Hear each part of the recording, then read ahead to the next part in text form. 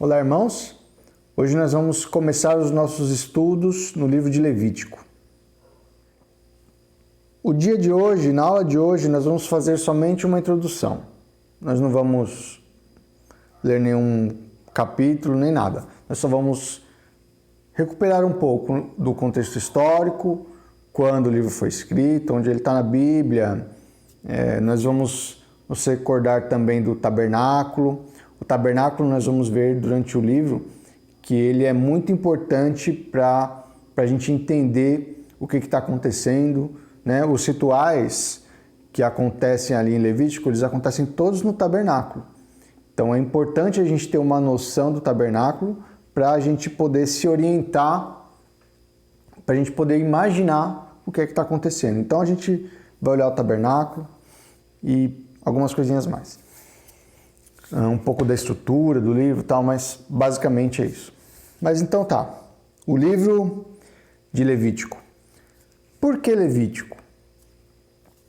Bom, às vezes, na verdade o Antigo Testamento em geral, ele é muito pouco estudado de uma forma geral por nós cristãos. Nós temos o hábito de focar no Novo Testamento.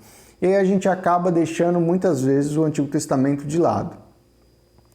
Só que o Antigo Testamento, ele é tanto a palavra de Deus quanto o Novo.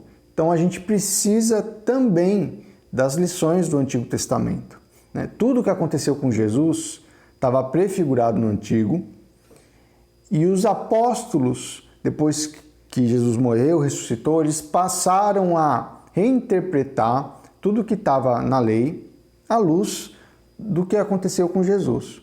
Só que eles não reinterpretaram tudo, tá? Parte da tarefa, digamos assim, de entender o que significa a morte de Jesus, a sua ressurreição, tudo que ele fez, ainda está, digamos assim, para ser destrinchado no Antigo Testamento. Nós temos que aprender a ler o Antigo Testamento através de uma, se a gente pode chamar assim, uma visão cristocêntrica. Quer dizer, a partir de Jesus, entender tudo o que Deus fez no Antigo Testamento. Então, basicamente, essa vai ser uma das tarefas que a gente vai ter aqui. Levítico é um livro muito pouco estudado. Eu acredito que seja um dos livros menos estudados da Bíblia inteira, nem só do Antigo Testamento, mas da Bíblia inteira. E acredito que a gente vai lucrar bastante, dedicando um tempo aí para entender o que eram as leis que Deus tinha estabelecido, como eram os sacrifícios, por que eles foram estabelecidos, como eles aconteciam, o seu significado, enfim. E é claro, como isso está ligado à obra de Jesus, né? Como isso tudo está ligado a Jesus. E aí a gente vai ter uma noção melhor também do que significa a nova aliança e o que significava a aliança de Abraão, a aliança que Deus fez com Moisés, as outras alianças, por assim dizer.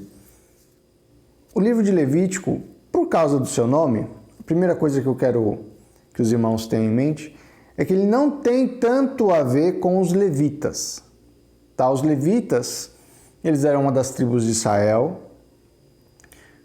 Os irmãos devem lembrar, o Levi era o terceiro filho de Leia, que era a esposa de Israel, né, junto com Raquel. Os irmãos lembram, né, da história das duas filhas de Labão, que Jacó, que depois veio a se chamar Israel, casou com as duas. Ele queria Raquel, mas teve que casar primeiro com a Leia por conta de Labão. Aí o terceiro filho que ele teve com Leia... é que depende da tradução. Minha esposa falou aqui, Lia, depende da tradução, tá? Leia, Lia, depende de como você decide transliterar do hebraico. Então Lia, a terceira filha de de Jacó com Lia, foi Levi. E de Levi vieram os levitas. Eles têm uma história com pontos positivos e negativos. Levi, ele participou de uma matança com um dos seus irmãos. Isso foi uma mancha Foi não, né? É uma mancha feia na sua história. Mas depois os levitas, né, os filhos de Levi, eles, não sei se os irmãos vão se lembrar, no episódio do bezerro de ouro, os levitas ficaram do lado de Moisés e eles executaram a justiça de Deus contra os israelitas a mando de Moisés. E aí depois eles acabam então sendo separados assim para ajudar os sacerdotes. Na verdade, os sacerdotes eles são escolhidos dentre os levitas. Arão e seus filhos iam ser os sacerdotes e eles eram levitas. Mas aí toda essa família, né, todos esses levitas acabam sendo, depois lá em Números vai ser determinado isso, eles se tornam assistentes dos sacerdotes. Eles vão carregar o tabernáculo e vão fazer diversas tarefas. Mas, então, o livro de Levítico não fala especificamente do trabalho dos levitas, apesar desse nome. Ele vai falar muito mais do trabalho dos sacerdotes, do trabalho do sumo sacerdote e de como os israelitas em geral deveriam viver. Vai ter alguma coisa sobre os levitas lá pelo capítulo 25, mas não muito. Então, só para encerrar essa história dos levitas, eles acabam se tornando ajudantes dos sacerdotes. É que eu quero mencionar também que eu acho que vale a pena lembrar que os levitas, eles acabam se tornando como que pastores locais. Eles não vão ter terra quando vai ter divisão da terra em Israel. E porque eles não vão ter terra, Deus determina que os levitas deveriam ser sustentados pelo resto do povo. Então os dízimos que eram colhidos pela nação também iam para sustento dos levitas. Não era só para o sustento dos sacerdotes. E aí só para reforçar então, tá, irmãos, esse princípio de que nós devemos trabalhar pelo sustento daqueles que se dedicam à obra do Senhor. Tá? Isso é um princípio que vale não só até, eu diria assim, se a gente pensar num paralelo, né, que o pastor é como um sacerdote e por isso a gente ele vive do evangelho, né, e a gente sustenta ele com os nossos dízimos. Se a igreja tiver condição de repente ter outro tipo de ministério, que não é necessariamente o pastorado, mas, por exemplo, você pode ter um ministro de música, é perfeitamente válido e legítimo que a igreja pague o irmão que também se dedica a esse tipo de trabalho na igreja. Né? Vai depender muito da condição, claro, da configuração da igreja, mas eu participei já de uma igreja que era assim, nós tínhamos um ministro de música em tempo integral, ele trabalhava em várias questões na igreja e ele era sustentado pela igreja. Eu acredito que isso está completamente de acordo com os princípios estabelecidos na Bíblia, né? Inclusive pelo Antigo Testamento. Mas tá bom. Mas tá bom, se Levítico não fala dos levitas, do que ele fala, né? Do que se trata esse livro? Bom, vamos lembrar um pouco da história de Israel, né? O momento em que chega esse livro. Os irmãos vão se lembrar que os 5 primeiros livros da Bíblia são Gênesis, Êxodo, Levítico, Números e Deuteronômio. Então Levítico vem nesse contexto aqui, logo depois do Êxodo. E o que é a história do Êxodo? A história do Êxodo é de quando o povo de Israel sai da terra do Egito, né? Deus os liberta da opressão do faraó, leva eles para o Monte Sinai, né? Eles passam pela água, vão até o Monte Sinai e aí Deus então lhes dá instruções para eles montarem o tabernáculo, que vai ser uma espécie de templo, onde Deus vai ser adorado. E aí então Deus dá instruções sobre como deveria ser essa adoração no templo. Então o livro de Levítico vem nesse momento, né? O povo de Israel escravizado no Egito, Moisés, eles passam pela água, né? Moisés sobe o Sinai, Deus fala como deve ser o tabernáculo é montado ali no finalzinho do livro de Êxodo. No finalzinho do livro de Êxodo, Deus desce no tabernáculo, por assim dizer, né? Vamos ler, eu gosto muito dessa passagem, porque ele é bem no finalzinho do Êxodo, antes de começar o livro de Levítico. Então, Êxodo 42, é isso? Não, 40. Nem vai até 42, Êxodo 40. Então, Êxodo 40, 34.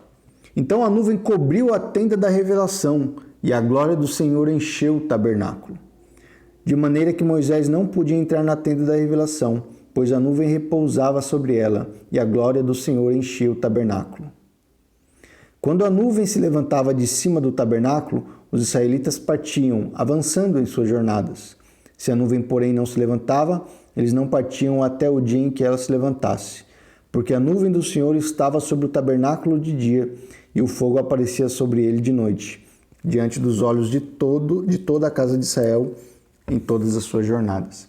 Então o Êxodo acaba bem assim, quando no momento triunfal, o Senhor desce sobre a tenda da revelação e a glória dele enche o tabernáculo, de maneira que Moisés não podia entrar na tenda. Então o livro do Êxodo ele tem esse movimento, né, muito interessante, que ele começa com o povo escravo, o faraó é rei sobre o povo, o povo está debaixo da opressão desse rei, e aí vem um outro rei, o Senhor, liberta o povo, derrota o faraó, e no final do livro do Êxodo, Deus é rei, Deus é entronizado, por assim dizer, no tabernáculo. E o povo é livre, e agora livre para servir ao Senhor. E é nesse momento, então, que nos é dado o livro de Levítico. Então, o livro de Levítico vai trazer algumas regulações, algumas não, né? Vai trazer um monte de regulações, um monte de rituais e leis difíceis, né? Quem já tentou ler o livro de Levítico sabe. Tentou, eu falo assim, né? Porque é dose. Eu lembro que eu era adolescente e uma vez eu peguei e falei assim, eu vou ler o livro de Levítico, eu vou entender esse negócio. E aí eu comecei, fui fazendo umas anotações, eu parei no primeiro capítulo, porque eu não conseguia, eu achei muito difícil, eu falei, não estou entendendo nada. E eu fiquei perdido por muito tempo, até começar a ter uma noção melhor.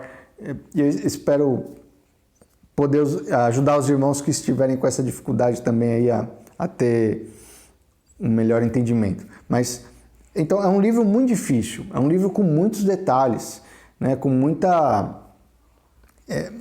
minúcias, né? Cada sacrifício às vezes se divide em 3, que também se divide em outros 3 casos, e aí você fica assim até tonto de tanta coisa que acontece aqui.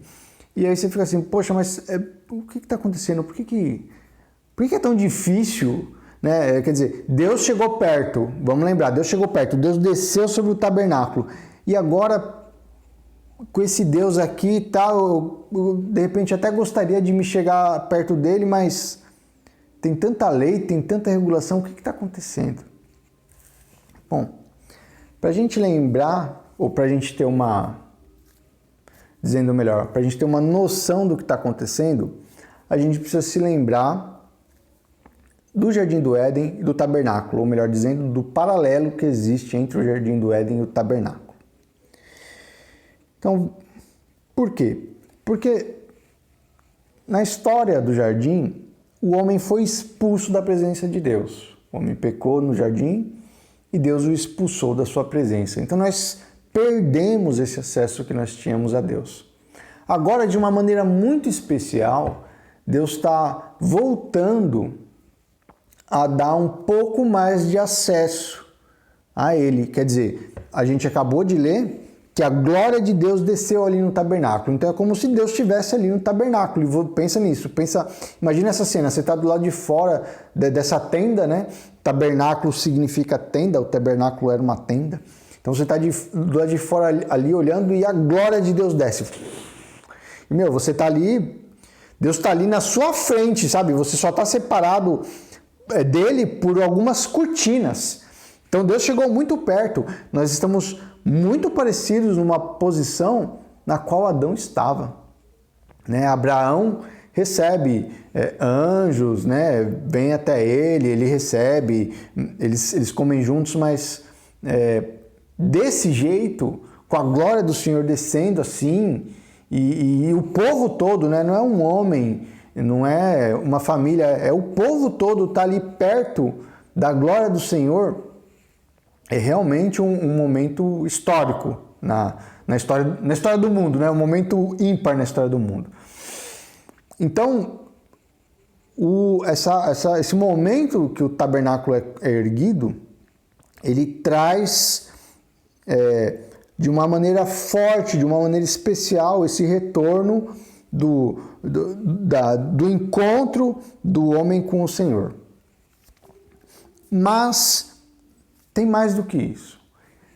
Na narrativa de Gênesis e na narrativa da construção do tabernáculo, nós podemos ver muito mais semelhanças entre o jardim e o tabernáculo do que só esse tema, o tema, né, da separação do homem de Deus e da aproximação e da separação e da sua reaproximação.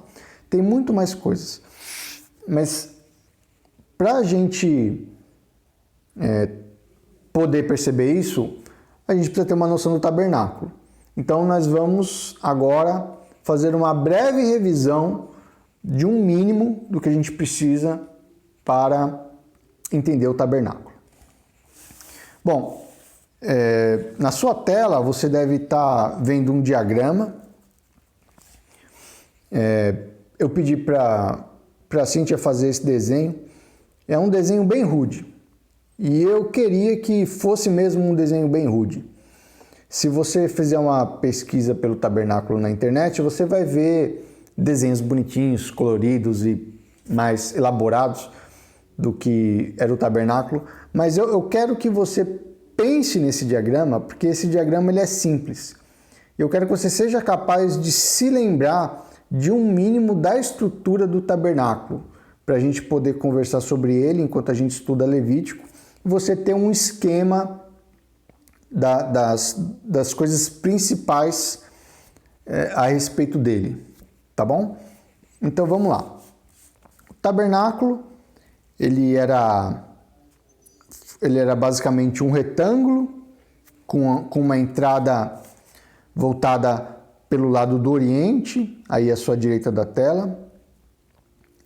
Se você fazer uma busca, de novo, na internet por imagens do tabernáculo, muitos diagramas até não têm essa orientação de que o Oriente está aí, que a entrada do tabernáculo ficava no Oriente. Mas isso é importante, irmãos, isso está lá no Êxodo e a gente vai ver que as direções do tabernáculo têm um papel a desempenhar, tá? Então, lembrem disso, a entrada do tabernáculo se dava ao Oriente. E aí, então, ele era fechado aí por cortinas, e aí quando você passava, então, por essa entrada, você dava num lugar que a gente chama de pátio, e no meio desse pátio havia um altar de bronze. É nesse altar onde vão acontecer os sacrifícios. Os animais vão ser mortos aí, não lá dentro, no lugar santo. A gente já vai falar disso. Mas é porque tem dois altares. Eu estou me adiantando, mas tem dois altares. Tem um que fica aqui no pátio, no lado de fora, e um outro que fica lá dentro. E é nesse pátio que está do lado de fora onde acontecem os sacrifícios.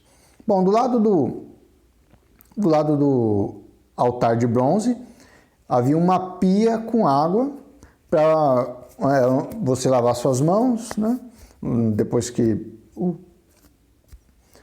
o animal ali estava cheio de sangue. Bom, alguns rituais, não só para você lavar suas mãos, mas você ia ter que lavar o animal em algum momento também, a gente vai discutir. Então essa pia vai ser necessária, essa água aí. Mas tá bom, então esse é o pátio, tem a pia e o altar de bronze.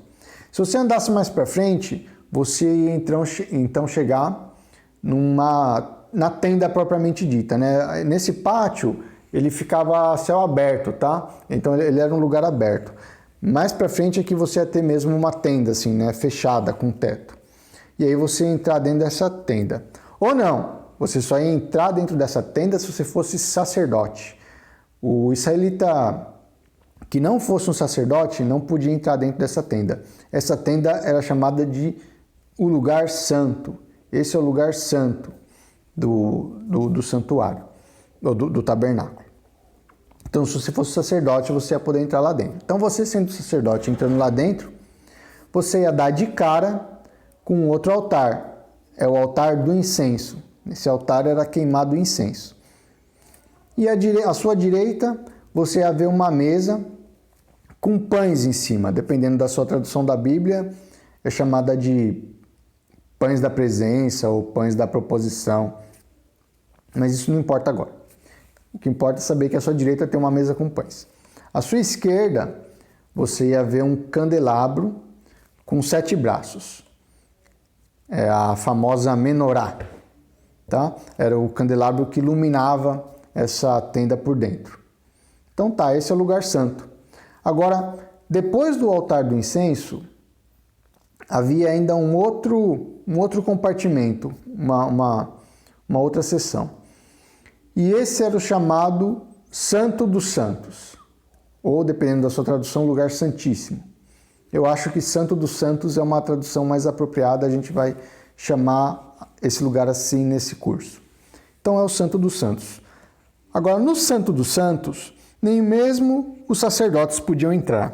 Ninguém podia entrar lá. Só o sumo sacerdote. E uma vez por ano, no dia da expiação. O dia da expiação a gente vai estudar aqui no livro de Levítico, mais tarde. Mas então, se fosse o dia da expiação, e você fosse o sumo sacerdote, você ia poder entrar lá. E aí, se você entrasse nesse Santo dos Santos, o que você ia ver? Você ia ver a arca, a famosa Arca da Aliança. A Arca da Aliança era uma caixa de madeira revestida de ouro, com uma tampa por cima, uma tampa toda feita em ouro, que, dependendo da tradução, é chamada de propiciatório. Então você tem um propiciatório e em cima dele havia 2 querubins. 2 querubins feitos em ouro, com suas asas esticadas. E em cima desses querubins o Senhor aparecia. Então, o Senhor está entronado em cima desses querubins, por assim dizer. Então essa é como se fosse a sala do trono. Essa é a casa de Deus, essa é a sala do trono. Os servos do palácio se encontram ali na sala ao lado, ali na frente. E os outros servos do Senhor em geral podiam ir até o pátio visitá-lo. Então, esse é o tabernáculo. Um outro detalhe importante do tabernáculo que a gente precisa lembrar, que não está nesse diagrama, é que nas cortinas do tabernáculo havia bordado nelas querubins. Haviam querubins bordados nelas. E aí é aqui que eu quero começar a pensar nos paralelos que existem do tabernáculo com o jardim. Porque vocês lembram, quando o homem foi expulso do jardim, ele foi expulso do jardim para o Oriente, certo? Está lá em Gênesis. Se você não se recorda disso, depois abre lá Gênesis 3 em diante, você vai ver que o homem foi expulso para o lado do Oriente do jardim. Na verdade, eu tô apontando para cá, né? Mas na sua tela o Oriente é para lá, né? Então vou fazer para cá. E na verdade, na terra do Éden, o jardim já ficava ao Oriente do Éden, né? Então você tinha a terra do Éden aqui, o jardim do Éden ao Oriente, e o homem ainda é expulso mais para o Oriente. Então, quando o homem vai voltar, ele é expulso mais para o Oriente, e na porta do jardim Deus coloca o quê? Querubins com uma espada de fogo, para que o homem não entrasse mais aqui. Então agora olha só, quando você vai entrar no tabernáculo, você entra no tabernáculo pelo Oriente. E aí você encontra querubins bordados nas cortinas do tabernáculo. E você está entrando lá com um animal, que vai ser o seu substituto. Você vai entrar no tabernáculo mas trazendo uma oferta para Deus. Você vai trazer um animal que vai morrer em seu lugar. E como vai ser a morte? Como vai ser a morte desse animal? Ele vai ser cortado em pedaços e depois vai ser queimado no altar. Ou seja, ele vai passar pela espada e pelo fogo. Assim como havia uma espada de fogo que impedia o homem de entrar no jardim, de novo ele vai ter que entrar agora pelo tabernáculo através de um substituto que vai passar pela espada e pelo fogo. Estão entendendo? Então, o tabernáculo, de certa forma, é como um novo jardim. O jardim, a essas alturas do campeonato, já foi destruído, né? Teve o dilúvio, varreu o jardim, não tem mais jardim do Éden. Mas Deus estabeleceu um lugar onde o encontro dele com o homem pudesse acontecer de novo. Mas é claro, o homem tem pecado, né? A condição do homem não é mais a mesma que a condição dele quando ele estava no jardim. Então ele vai ter que se encontrar com Deus através de um substituto. Um substituto que vai passar pela espada de fogo e pelos querubins no seu lugar. Entenderam? Então, o tabernáculo é isso. Ele é como se ele fosse uma espécie de novo local sagrado de encontro, assim como o Jardim do Éden o era, entre o homem e Deus. E, é claro, tem esses paralelos, mas tem também os seus contrastes, né? A gente se encontrava com Deus num jardim. Agora a gente tem que se encontrar com Deus no deserto, né? Quer dizer, não é mais a mesma coisa. E lá no jardim a gente tinha uma lei, uma única lei: não comer do fruto da árvore do conhecimento do bem e do mal. Agora que nós vamos nos reaproximar de Deus de novo, Deus nos dá outras leis. Só que agora Ele nos dá muito mais leis. É como se Deus dissesse assim: agora, se você quiser se aproximar de mim, ó homem, vai ser assim, e assim, e assim, e assim, e assim, e assim, um monte de leis. E também você só vai poder chegar perto de mim através de um substituto. Você mesmo ainda não dá mais, ainda não dá. E alguns de vocês que eu vou selecionar aqui para essa tarefa, vou conceder esse privilégio para alguns, tá? E uma vez por ano eu quero ver um de vocês aqui, bem aqui na minha frente, mas só também para vir fazer expiação de pecados para o resto, não é para ficar de conversa fiada comigo não, entendeu? É para vir aqui e de cabeça baixa, vir mostrar o sangue que eu vou cobrar e só. Então, está havendo uma reaproximação do homem com Deus, mas ela ainda é uma reaproximação muito limitada, muito limitada. Bom, agora acho que você vai concordar comigo que tudo isso é muito interessante, né? A primeira vez que eu percebi essas coisas eu fiquei, nossa, que incrível, mas será que não é ir longe demais dizer que Levítico tem essa importância toda pra gente hoje? Quer dizer, a gente está vendo que tem muito a ver ali com Adão e Eva, aquele momento, o tabernáculo, e nós não temos mais essas coisas, nós temos Jesus. Então, o livro de Levítico basicamente caducou, né? Quer dizer, não vale mais essas coisas, certo?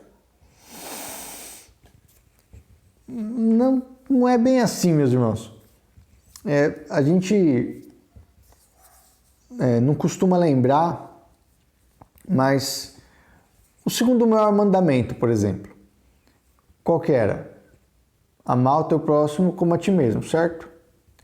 Onde ele está escrito? Nos 10 mandamentos? Não, está escrito em Levítico.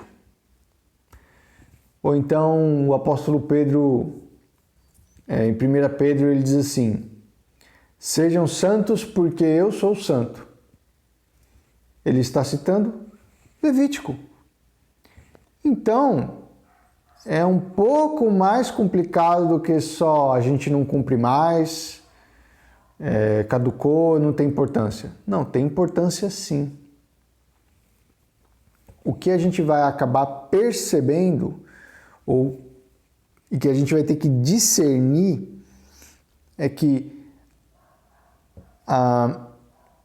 quando Deus faz algo novo, quando Deus muda a situação ou a forma como a gente se relaciona com Ele, quando Ele traz uma forma diferente de fazer isso, algumas coisas na lei que tem a ver com se aproximar com Ele, né? A lei de Deus tem tudo a ver com a gente estar perto ou próximo de Deus em todos os aspectos da lei, ela tem tudo a ver com isso. Então, quando Deus chega mais perto de alguma maneira, essas leis acabam mudando, elas naturalmente sofrem uma alteração. Na verdade, os princípios da lei não se alteram, né? Por exemplo, em Levítico a gente trazia um sacrifício. A gente continua precisando de sacrifício, só que o nosso sacrifício agora é Cristo, né? Então, os princípios da lei não vão se alterar, mas a forma específica que ela vai tomar em cada momento da história é um pouco diferente.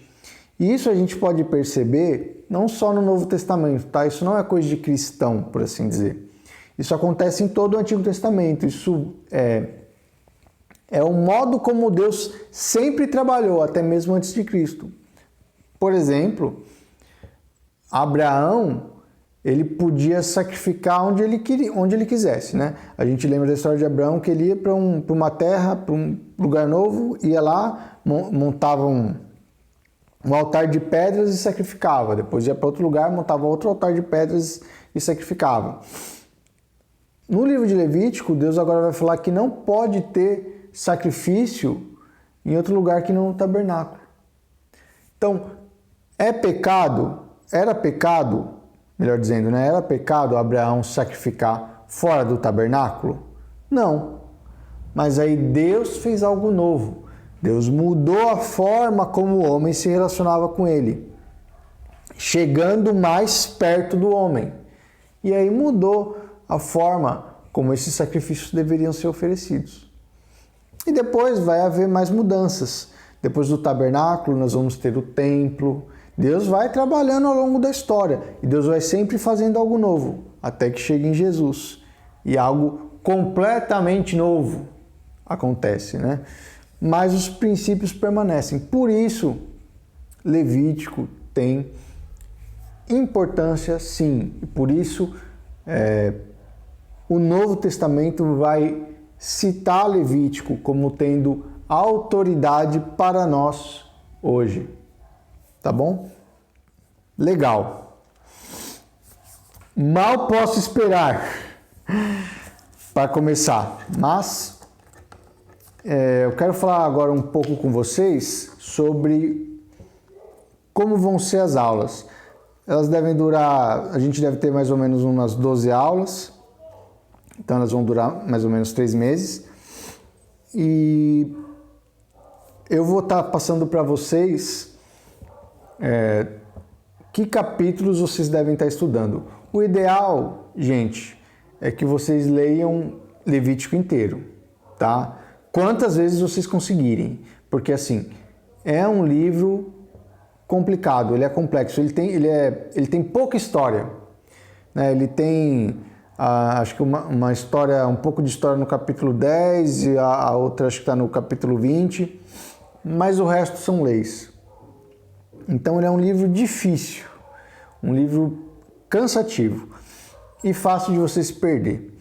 Então se você não lê algumas vezes, você dificilmente vai ter uma noção do que está acontecendo. Eu vou sempre passar o mínimo. Já para a próxima aula, eu peço para que vocês leiam os capítulos 1, 2 e 3. Vocês vão perceber que cada capítulo fala de um tipo de sacrifício. Nós vamos estudar 3 sacrifícios. São 3 sacrifícios que formam uma espécie de unidade, tá? Acho que vai ficar claro isso quando a gente estudar. Mas para começar é isso. Além disso, a gente vai estar trabalhando também com uma gincana. O pastor preparou uma gincana para a gente, onde ele não me passou os critérios específicos ainda, mas entre os critérios para fazer pontos, vão estar, vai ter uma pergunta que eu vou fazer para vocês, e aí quem mais fazer pontos, né? Eu vou sempre fazer uma pergunta durante a aula, que fica aí para vocês responderem durante a semana, e aí quem mais pontuar vai ganhar o prêmio. O prêmio vão ser alguns prêmios, na verdade, eu acho que vai ser mais de um, mas pelo menos um deles é uma maquete do tabernáculo. Então você vai poder ganhar uma maquete do tabernáculo para ter na sua casa, muito legal. Então, a primeira pergunta é a seguinte: o livro de Levítico, ele é dividido em capítulos, né? Uma divisão nossa, né? Capítulos 1, 2, 3, 4, etc. Porém, ele tem uma divisão mais natural a ele mesmo. Por exemplo, mais natural, eu quero dizer assim, ele tem como que seções que são separadas dentro do livro, que não é separada dentro desses capítulos. Deixa eu me fazer mais claro dando um exemplo. Por exemplo, então, capítulo 1, versículo 1 diz assim, ó: o Senhor chamou Moisés e da tenda da revelação disse-lhe. Então a gente vê o Senhor chamando Moisés e falando com ele. No capítulo 4, versículo 1, o Senhor disse a Moisés. No capítulo 5, versículo 14, o Senhor disse a Moisés. No capítulo 6, versículo 1, o Senhor disse a Moisés. E versículo 8, o Senhor disse a Moisés. Por aí vai. Então, se você for lendo Levítico e grifando esses o Senhor disse a Moisés, você vai perceber que isso serve como uma separação. São seções. Por isso, os capítulos 1, 2 e 3 estão unidos. É uma maneira de perceber que eles estão unidos. Porque logo depois que acaba o capítulo 3, o capítulo 4 já começa assim: o Senhor disse a Moisés. Então, essas seções são várias e é uma separação natural do livro. O que eu quero que você faça é conte quantas seções existem dentro do livro. Vá todas as vezes ali, o Senhor disse a Moisés, o Senhor disse a Moisés, e conte quantas são. Na verdade, não é só o Senhor disse a Moisés. Às vezes aparece assim, o Senhor disse a Moisés e a Arão, e tem uma única vez que ele fala assim, o Senhor disse a Arão. Então o que nós estamos contando, na verdade, não é quantas vezes o Senhor fala com Moisés, mas quantas vezes o Senhor fala. Tá? Para nós o que é importante é quantas vezes o Senhor fala. Então, primeira pergunta: quantas vezes o Senhor, essa expressão aparece no livro de Levítico? E depois que você contar, tem que dar um número ímpar. E isso de dar um número ímpar é muito importante. Por quê? Porque o número ímpar tem um número central, né? Por exemplo, número 3 tem o número 2 aqui no centro. Número 5 tem um número 3 aqui no centro. Se fosse um número par, não ia dar certo, né? Ia ficar metade de um lado, metade do outro, né? Como 4, 2 para um lado, 2 para o outro. Então, quando o número é ímpar, você sempre tem um número no meio. E aí eu quero que você descubra qual que é esse número do meio e vá na sua Bíblia e descubra qual que é o capítulo, qual que é o assunto que está relacionado a essa seção do meio de Levítico. Se você fizer isso, você vai perceber que tem algo acontecendo ali nessa seção e que é algo muito importante. Então, essa estrutura de capítulos divididos para um lado para o outro e bem no meio está esse momento importante, vai ajudar a perceber que esse é realmente a questão central do livro. tá? Então não é só uma brincadeira de contar quantas vezes aparece. É perceber a estrutura do livro e qual que é o seu ponto central, onde ele gira ali, tá bom? O ponto onde ele tem uma chave que vai ser importante para os nossos estudos, ok? Bom, então é isso, irmãos. Vão lá, contem, respondam a pergunta e leiam pelo menos os 3 primeiros capítulos de Levítico. E até domingo que vem.